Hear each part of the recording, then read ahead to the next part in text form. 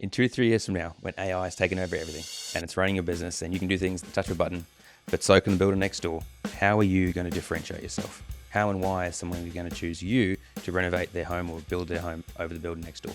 And how do you make them choose you where the primary factor is not money? Well, in today's podcast, we're going to discuss just that. We believe strongly it's going to come down to who you are and how you make people feel. So stay tuned right to the end. We're going to go into great detail and also go through some really useful examples that you can implement in your business today. Andre, thanks for making time to jump on the podcast this morning with me. The reason why I wanted to quickly jump in here was since last week, when we closed the seats to the public, I've been having lots more conversations and lots of really good conversations. It's as though as soon as the doors are locked, people are like, oh, why can't I get in now? And asking just really good questions. And one of the topics that has pulled a lot of interest is the AI topic, but not for the usual reasons. Because with some of the marketing for the summit coming up, it's the AI piece is in there, and so people do ask, okay, what about AI? And I feel like we're taking a very different approach on it than what we've come across anyone else really on it. It's like it's more the effect there of what AI is actually going to that's right. cause. And what are you assuming that, like, I feel like the way we're asking the question is we're already jumping as though it's there. It's not, oh, what AI do I need to put in place right now to jump ahead? Obviously that will get discussed just organically during the event. What are people using and how's it integrated and that sort of thing. But the question that I've posed to some of these guys that I'm talking to who are keen to come along to the summit is, it's not if AI will do X, Y, Z, it will. So when it gets there, let's say 3 to 5 years, let's say 3 years. Yeah, I think I honestly recommend 2 to 3 years. Yeah. Like the speed of things we're seeing now. But you're right. Yeah, I think it's probably safer to go with 2 to 3 years rather than think, I've got 5 years to make changes. So the question I've posed to some of them is, in 3 years, when AI is in place and everything's efficient, everything's running as nice and smooth and doing all the double checks for you, and someone else effectively can come in and fill a role and just push a button and AI does all the work. I'm talking very high level here, obviously. Then what? Then what are you going to spend your time on? And when every business has those advantages and the level at which people are running a business is elevated, then what are you doing to differentiate yourself? How do you stand out from everybody else? Yeah. So whatever worked for you 5 years ago or the last few years might not necessarily then. Yeah. And which is a scary thought for everyone in business. Totally. And I mean, there's the topic of AI has obviously been discussed in terms of like, oh, everyone gets AI. We need to get on board with AI because we've got to keep up with everything. But yeah, I think asking yourself the question, okay, let's assume it's all there. And let's say I'm quoting a job. All the builders out there have tended against somebody else, or a client gets a second price or a second opinion. Let's say that second builder's also got the same systems in place, also got AI running things, all that. How's the person then going to choose? And remember, we don't want them to choose based on price. But if you are saying, we can do a great product and we got all these great systems in place, and it's like, okay, well, then what's the difference?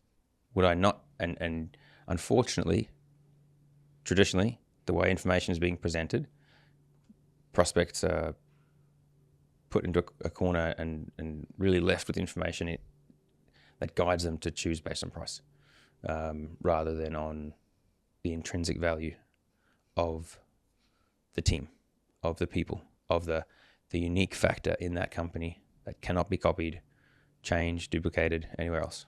Yeah. And I think there's a huge opportunity there. Yeah, and like what I'm hearing there from you is that, it basically is going to level the whole playing field. Everyone will have all the AI things, emails, systems, quoting, everything's going to be very up there. Yep. But now it leaves this thing open. Okay, well, James, how do you then put the yards in now that when you get there in 2-3 years from now, you're above you're not just focusing on those things, but you've put yourself ahead and Yeah. you're standing out. What does Yeah. that look like? Well, I think, and there are some obviously companies and people that really understand this, and they've been doing it for a while. And I think it's something that we've been preaching for a long time, but I think it's just going to become more and more important. And that is the human element of a business. But how do you convey and communicate that human element that can't be copied, that can't be, and that one of the best ways, apart from being in person with someone, which then you have major time constraints because you're trying to run a company, run a team, run projects, and give prospects and clients time. And some of the best use of your time is going to be with clients, so they feel like they're getting that really personalized journey, if that's your business model. The next allocation of time would be on new prospects, but you can do a lot of the heavy lifting prior to having that first interpersonal communication in person, with really good marketing and a really good online presence, and making sure that the content you're putting out there, the way you go about doing things and what you're communicating is done in a way that differentiates you. Yeah. Yeah. And that's, I think, a big key thing, if we take it another level from the marketing and really good, like what you've said there, is going to be who you are, but more importantly, how you make people feel. So every piece of content, every piece of thing that goes out, how is it making your audience feel? And then that's also, because that kind of relates to what's the experience that they're getting. And so there's massive opportunity there. So what does this look like? How do builders take this on? This might be biased, but it's just, we've also observed it a lot and researched it a lot. Storytelling. I think storytelling is such a major part. And I don't think people realize how much storytelling they already do. It's just, are you telling the right stories, and are you telling it in a way that creates the emotion and the connection that you're trying to achieve? Often story is the best way in which to communicate something. But you can tell a story very dry with facts and figures, or you could tell a story that really grabs the attention of your audience, helps them feel understood, helps them feel like they're in the right place, that you understand them better than they understand themselves. And I think the storytelling, there's so many facets to a company to communicate its value, how it operates, how it does everything through story. I think it would just be a matter of firstly getting clear on, because I can tell a story to one person and it can land on the mark, and I can tell the same story to somebody else and it might not land. So it's important to understand your audience. I think would be the first place. We talk about that a lot. 100%. That's probably the most key thing. So before you head out on a journey, you firstly get a map out and understand where you're going. It's like modern day we use Google Maps. You go, okay, where are we going? All right, destination. All right, now we go. We don't just head out. So we don't just create content. We don't just market. We don't just tell a story.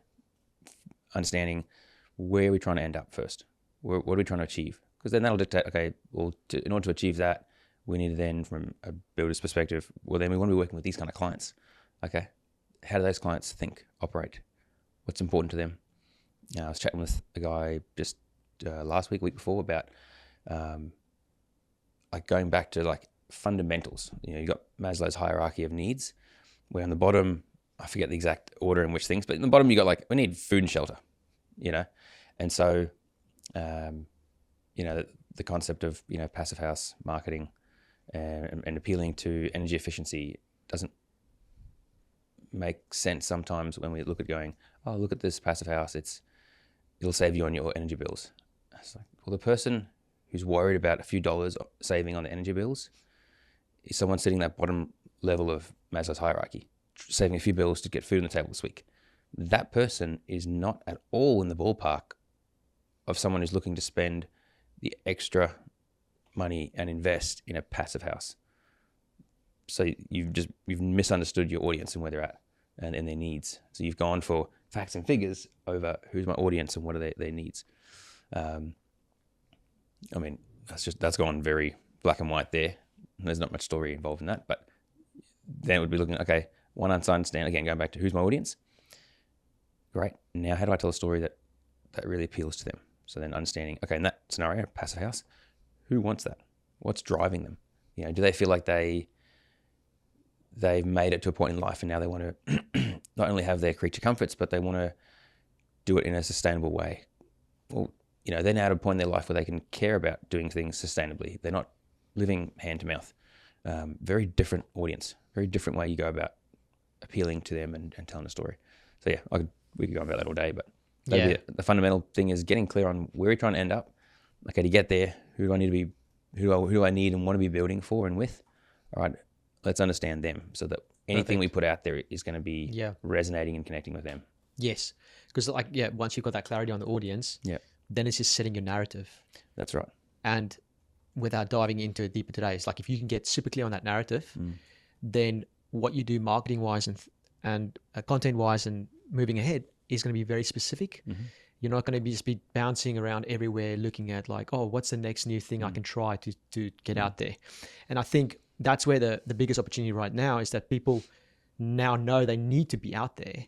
So what they do is they're just putting random content out. Yeah. Now, look, in some ways that can be good, but in some ways it can also be a negative for your business. So moving ahead, it's like, okay, cool. Well, if you can, as a business, be very specific on that, so you know your audience, you know your narrative, and then really, then when you paint that picture with your narrative, all your marketing, all your messaging, everything goes with that narrative. Then people, when they come across you, they understand what you offer. Yeah, they see your solution, and they love you. They connect with you as the builder. The AI stuff and the good systems and all that stuff is great, but now they go, man, the feeling I get talking to you. Yeah, because someone building a new home, making this large investment, major renovation, it's a huge emotional decision, and it's for really an emotional outcome, or largely an emotional outcome. I want a happier family. I want a better space for my family. I want to live in a space that provides this for me, to make me feel this way. There's a lot of feeling involved there, and so you have to appeal to that. No one's gonna, again, understanding your audience. For the builders that want to charge good margins, you need to appeal to people who have the money to pay those margins, really, and have the luxury to do so. And that, so then you want to be telling a story that emotionally they connect with and drives them, a narrative that they can see themselves in, that makes sense to them. They're not just buying a box on a shelf. That's a very different market, where I would imagine your margins are much, much thinner. In terms of Maslow's hierarchy, just need food and shelter. I just need cover over my head. That's more volume. Then as a builder, you need to be doing a lot to make money. I think So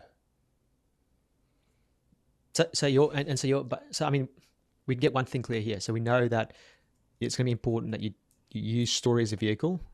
You got to be clear with your narrative and then use story as a vehicle. Yeah. Okay, cool. Now I can imagine people listening to this guy. Okay, cool. I understand. I need that now. The narrative, the story, and then kind of be very clear on that path. So what does that now look like for a builder to like put it in simple terms for them? And obviously this is going to be what we are jumping into at the event. There's no experts or anyone that are going to be talking on stage, or it's going to be an event where we are there facilitating it, but it's going to be workshopping with these top level guys that are already in the room. Going back to the fundamentals being what you're trying to achieve, who you're trying to communicate to, and then start involving the narrative. And I think not that this part won't be necessarily in a lot of depth in the summit. I'm sure it'll get discussed, but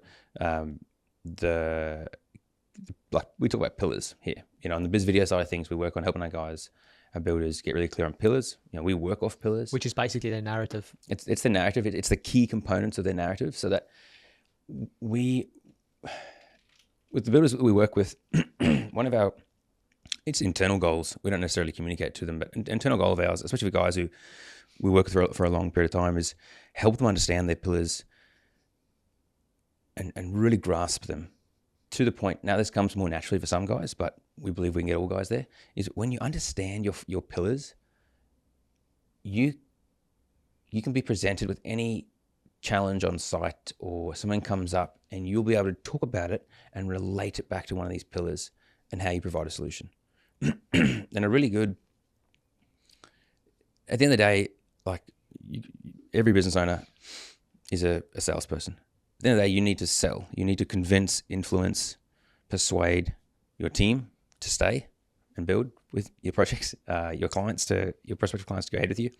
And so if you can understand, how do I translate all of this on site, all these challenges, all these opportunities, all that's going on site, how do I channel all of that information into a way that then makes sense for a prospect to choosing to go ahead? So, problem comes up. Yeah, we love problems. Problems and challenges equal opportunities. And when something like this comes up, that's okay. We've allowed for that because back in design process, and we have this amazing design process that allows and things like this come up. And so this is something they actually saw. And so that's why we brought this along. This is something we had prepared earlier for something like this because we know this will come up several times during a project. It's just part of the renovation space, X, Y, Z. So you can see there, it's a very practical outlay of, or example of using what's going on a project on site, the challenges that are inevitable. And any good builder will tell you it's not about problems are inevitable. It's all about how you handle them and how you work with them. So, and open communication. So there's a great example of taking all of that into that example. I'm addressing these challenges. I'm openly communicating it, being transparent with my audience. These things do come up in projects, but we know that to be the case. Therefore, I'm positioning myself as an expert. And so here's something we prepared earlier. And that here we prepared earlier can be a range of things. One example would be a great design process. We work with in-house designer, or we work collaboratively with great designers. And so bringing us in early, working with the designer on a project, we can foresee these things, and we've allowed for them, either adapting the design early on in the concepts phase, or we've allowed extra resources, time, labor, to make sure that didn't slow us down. So it's, but obviously then there's, on a very much deeper level, is how do I, because I can explain that concept to builders and they go, oh yeah, I can see that, I get that. But you put a camera in front of their face and it's like, well, we have timber, and they can freeze. And so that's then where practice or working with a really good team to help guide you through that. That's why a lot of guys come to us. They don't have the clarity on their narrative, and they're putting content and stuff up online, but it's really not capturing the essence, and they really want to take it to a whole nother level. That's probably a phrase I hear a lot. We want to go marketing to that next level. And then there's I just don't know how to communicate that actually. So great. Well, then you work with a team that guides you, asks you the right questions, makes you feel comfortable, does a lot of work in post-production. So that when it comes out, it's authentically you, but it's clearly communicating everything you want to communicate. And it's something you're proud of. Love it. So I guess before we kind of conclude, getting to the end of the podcast, is there anything specifically around the power of, I know it's something that you shared on the weekend with us. Oh yeah, there's some really and powerful why content. That stood out so much to you. Yeah, really powerful content that I came across. I was listening to a podcast on the weekend and just writing notes down, and there's one quote there's a lot in that podcast, but just one quote from Steve Jobs. Everyone knows Steve Jobs, and he said there that the storyteller is the most powerful person in the world. And some people might click for them straight away, but if you looked at any person in history, whether it be a CEO or a president or a leader of some sort, they use storytelling to create change. They use storytelling to create a following.